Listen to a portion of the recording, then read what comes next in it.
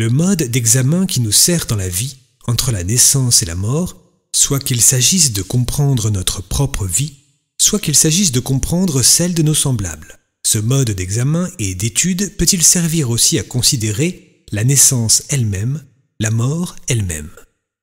Ou faut-il, au contraire, qu'à ces deux termes, l'examen se transforme entièrement? Commençons aujourd'hui par envisager la mort qui clôt d'une manière si précise l'existence terrestre de l'homme. La mort ravit le corps physique de l'homme. Elle prend cette forme humaine que nous avons devant les yeux et la rend à la vie de la terre.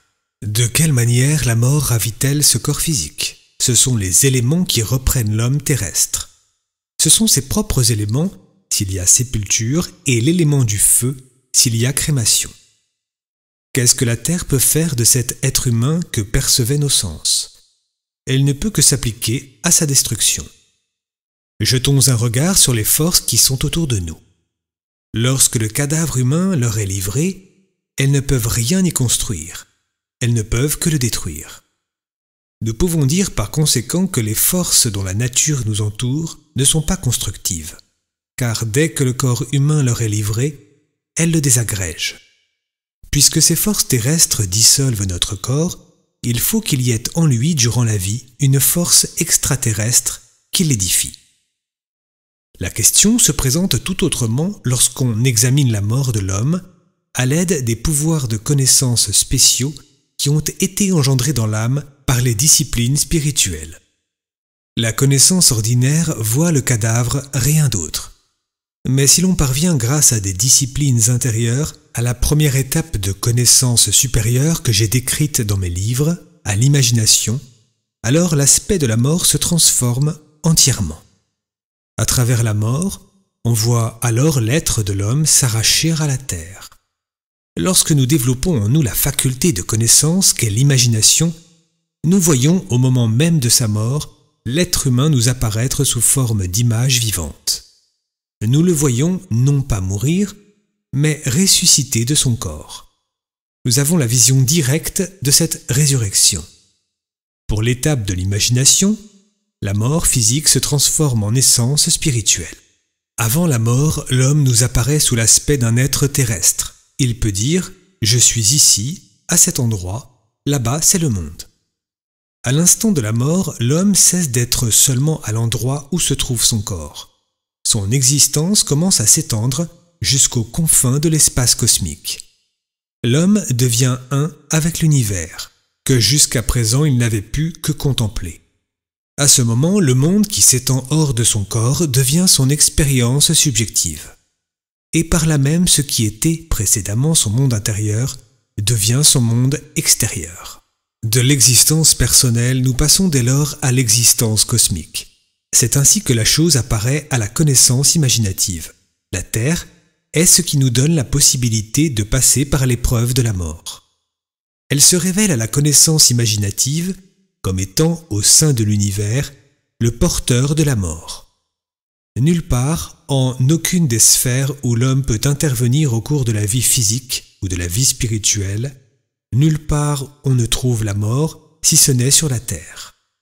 Or, à l'instant où l'homme a traversé la mort et est devenu un avec le cosmos, un second aspect s'offre à lui, un aspect qui n'est pas celui de la mort, mais celui de l'immense univers saturé de toutes parts par les pensées cosmiques.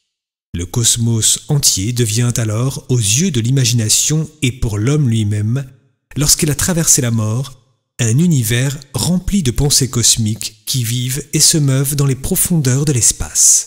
L'aspect entier de l'espace nous révèle alors que nous entrons dans un monde de pensées cosmiques.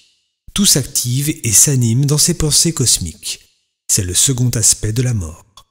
Lorsqu'au cours de la vie terrestre, nous nous trouvons en face d'un être humain, ce que nous avons devant nous, c'est tout d'abord sa personnalité.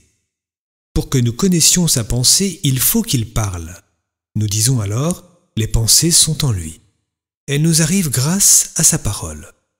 Mais il n'est pas un seul domaine de la vie terrestre où nous puissions découvrir des pensées qui aient une vie indépendante. Les pensées ne sont données que dans l'homme et elles proviennent de lui. Or, lorsque nous avons passé par la sphère proprement terrestre de la mort, par l'aspect de la Terre et que nous entrons dans la sphère spatiale des pensées, alors ce ne sont pas des êtres qui se tiennent devant nous. Nous ne rencontrons tout d'abord dans ce vaste espace cosmique aucun être, ni Dieu, ni homme, mais partout viennent à nous les pensées des mondes.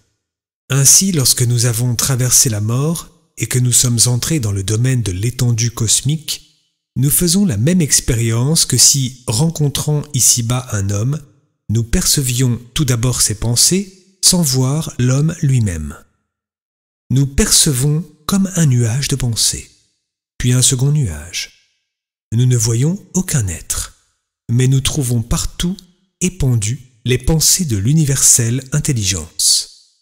C'est dans cette sphère de l'intelligence cosmique que vit l'homme pendant quelques jours à la suite de sa mort.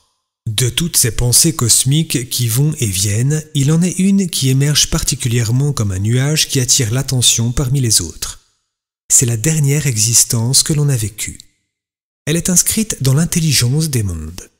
On contemple alors sa propre vie en un vaste tableau qui subsiste pendant quelques jours. Ces jours sont peu nombreux, et ce qui est inscrit dans l'intelligence cosmique paraît de jour en jour plus faible. Ce tableau s'évanouit, peu à peu, dans l'espace cosmique et disparaît. Tandis que l'aspect de la mort se dresse au terme de la vie terrestre, cette seconde vie de quelques jours s'achève par un évanouissement complet dans l'étendue cosmique.